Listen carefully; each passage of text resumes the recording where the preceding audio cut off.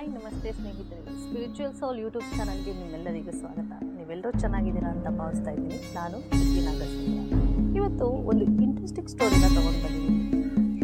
ಮಹಾಭಾರತದ ಆದಿ ಪರ್ವದಲ್ಲಿ ಬರುವಂತಹ ನಳ ಹಾಗೂ ದಮಯಂತಿಯ ಪ್ರೇಮ ಕಥೆ.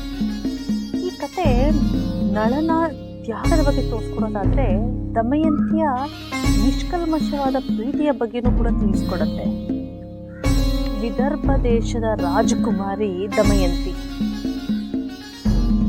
ನಿಷಾದ ದೇಶದ ರಾಜ ನಳ, ಇವರಿಬ್ಬರ ಪ್ರೀತಿ ಒಂದು ಹಂಸದ ಮುಖಾಂತರ ಆಗಿರುತ್ತೆ. ಈ ಹಂಸ ನಳನ ಬಳಿ ಹೋಗಿ ದಮಯಂತಿಯ ಸೌಂದರ್ಯದ ಬಗ್ಗೆ ವರ್ಣನೆ ಮಾಡ್ತಾ ಇರುತ್ತೆ.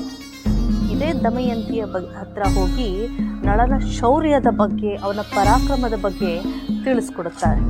ಹೀಗಾಗಿ ಅವರಿಬ್ಬರು ನೋಡ್ದೇನೆ ಪ್ರೀತಿ ಮಾಡೋದಕ್ಕೆ ಅಂತ ಶುರು ಮಾಡಿರ್ತಾರೆ. ಹೀಗಿರುವಾಗ ದಮಯಂತಿಯ ಸ್ವಯಂವರ ಅವರ ತಂದೆ ಏರ್ಪಡಿಸಿರ್ತಾರೆ.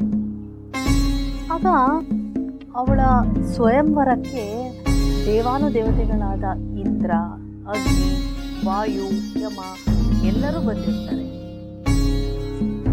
ಈ ಕಲಿಪುರುಷರಿಗೆ ದಮಯಂತಿನ ದೇವಾನುದೇವತೆಗಳಿಗೆ ಕೊಟ್ಟು ಮದುವೆ ಮಾಡಬೇಕು ಅಂತ ಇಷ್ಟ ಇರುತ್ತೆ.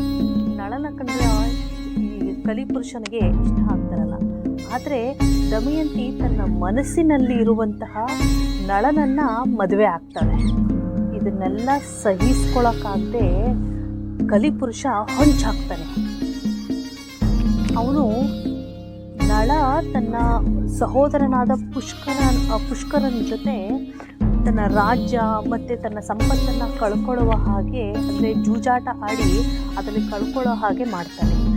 ಎಲ್ಲವನ್ನ ಕಳ್ಕೊಂಡಂತಹ ನಳ ಮಹಾರಾಜ ಏನು ಮಾಡ್ತಾನೆ, ತನ್ನ ಪತ್ನಿ ದಮಯಂತಿಯನ್ನು ಕರ್ಕೊಂಡು ಕಾಡಿಗೆ ಹೊರಟೋಗ್ತಾನೆ. ಕಾಡಿನಲ್ಲಿ ಕಷ್ಟನೆಲ್ಲ ಸಹಿಸ್ಕೊಳಕ್ಕಾಗದೆ ತನ್ನ ಜೊತೆ ತನ್ನ ಪತ್ನಿ ಇದ್ರೆ ಅವಳಿಗೂ ಕಷ್ಟ ಆಗುತ್ತೆ. ಇವಳನ್ನು ನಾನು ತ್ಯಾಗ ಮಾಡಿದ್ರೆ ಇವಳು ತನ್ನ ರಾಜ್ಯಕ್ಕಾದರೂ ಹೋಗ್ತಾಳೆ ಅಂತ ಹೇಳಿ ದಮಯಂತಿನ ಕಾಡಿನಲ್ಲೇ ಬಿಟ್ಟು ಹೊರಟೋಗ್ತಾನೆ. ಹೀಗೆ ಕಾಡಿನಲ್ಲಿ ಅಲ್ಲಾಡುವಂಥ ಸಂದರ್ಭದಲ್ಲಿ ಕಾರ್ಕೋಟಕ ಎಂಬ ನಾಗನಿಂದ ಅವನು ಬಾಹುಕ ಎಂಬ ಕುರೂಪಿಯಾಗಿ ಅಯೋಧ್ಯೆಯ ರಾಜನಾದ ಋತುಪರ್ವನ ಬಳಿ ಸಾರಥಿಯಾಗಿ ಕೆಲಸ ಮಾಡ್ತಾನೆ. ನಳ ಮಹಾರಾಜ ಬಾಹುಕ ಎಂಬ ಕುರೂಪಿಯಾಗಿರುವ ವಿಚಾರವನ್ನು ದಮಯಂತಿ ತಿಳ್ಕೊಂಡು ತನ್ನ ತಂದೆಯ ಸಹಾಯದ ಮುಖಾಂತರ ಒಂದು ನಾಟಕವನ್ನು ಮಾಡ್ತಾಳೆ. ಅವಳು ಸ್ವಯಂವರನ ಏರ್ಪಡಿಸ್ತಾಳೆ. ಆ ಸ್ವಯಂವರದಲ್ಲಿ ಈ ಬಾಹುಕ ಅಂದರೆ ಈ ನಳ ಅದರಲ್ಲಿ ಭಾಗವಹಿಸ್ತಾನೆ. ಆಗ ಈ ನಳನನ್ನು ಗುರುತಿಸಿ ದಮಯಂತಿ ಮತ್ತೆ ಅವನನ್ನು ಮದುವೆ ಆಗ್ತಾಳೆ. ಹೀಗೆ ನಳ ಮಹಾರಾಜ ತಾನು ಕಳ್ಕೊಂಡಂತಹ ಸಂಪತ್ತನ್ನೆಲ್ಲ ತನ್ನ ಸಹೋದರ ಪುಷ್ಕರನಿಂದ ಮತ್ತೆ ಮರಳಿ ಪಡಿತಾನೆ. ಇದು ನಳ ಮತ್ತು ದಮಯಂತಿಯ ಪ್ರೀತಿಯ ಕಥೆಯಾಗಿತ್ತು. ಈ ಕಥೆ ನಿಮ್ಗೆ ಇಷ್ಟ ಆಗಿದೆ ಅಂತ ಅನ್ಕೊಂತೀನಿ. ಮತ್ತೊಂದು ಇಂಟ್ರೆಸ್ಟಿಂಗ್ ವಿಡಿಯೋ ಜೊತೆ ಮತ್ತೆ ಸಿಗ್ತೀನಿ. ನಿಮ್ಮ ಅನಿಸಿಕೆ ಅಭಿಪ್ರಾಯನ ನನಗೆ ಕಮೆಂಟ್ ಮುಖಾಂತರ ತಿಳಿಸ್ಕೊಡೋದನ್ನು ಮರಿಬೇಡಿ. ಅಲ್ಲಿವರೆಗೂ ನಮಸ್ಕಾರ.